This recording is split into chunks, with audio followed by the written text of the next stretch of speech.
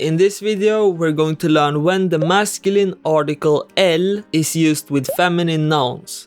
El and la are the masculine and feminine singular definite articles, both meaning the. The masculine definite article el is used instead of the feminine definite article la in front of feminine nouns that begin with the stressed a sound. The stressed a sound can either be written with an a, like in el agua, an accented a, like in el área, or with the letters ha, like in el hambre. Remember that the h is silent. Agua, área, hambre. All of these begin with a stressed a sound. Even though the nouns are used in combination with the masculine definite article el, the nouns themselves are still feminine, and therefore the adjective should agree with the feminine noun in gender. For example, el agua fría means the cold water. Even though the definite article is el, we still say fría instead of frío. The adjective still agrees with the feminine noun in gender. It's only in the singular where the masculine article is used. In plural, we revert back to using feminine articles. For example, in singular, we say el arma de fuego, meaning the firearm. In plural, we say las armas de fuego, meaning the firearms. We use the feminine definite article las in plural. We also revert back to using feminine articles when a word comes between the definite article and the feminine noun beginning with the stressed a sound. For example, la gran área, meaning the big area.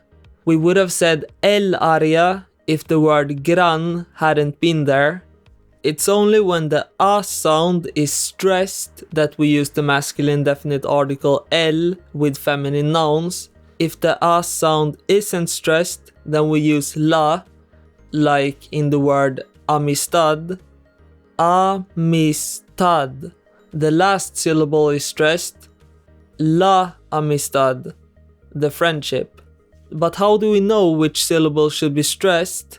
If the word ends with a vowel, the letter N or the letter S, we stress the second to last syllable. If the word doesn't end with a vowel, the letter N or the letter S, in other words, if it ends with another consonant than N or S, then we stress the last syllable. An accent mark can be placed over another vowel than what the rule says in order to change which syllable is stressed. Hambre has two syllables and ends with a vowel. We must therefore stress the second to last syllable, hambre. The second to last syllable begins with an a sound, and we say el in front of feminine nouns that begin with the stressed a sound. The word amiga also ends with a vowel, so we stress the second to last syllable.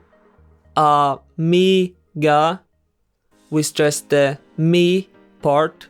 The a sound is therefore not stressed, and we say la amiga. Using masculine articles with feminine nouns can also be done with indefinite articles. Although it's not incorrect to use the feminine indefinite article una in front of a feminine noun beginning with a stressed a sound, the masculine indefinite article un is most often used. For example, tengo un alma means I have a soul. Un área privada means a private area.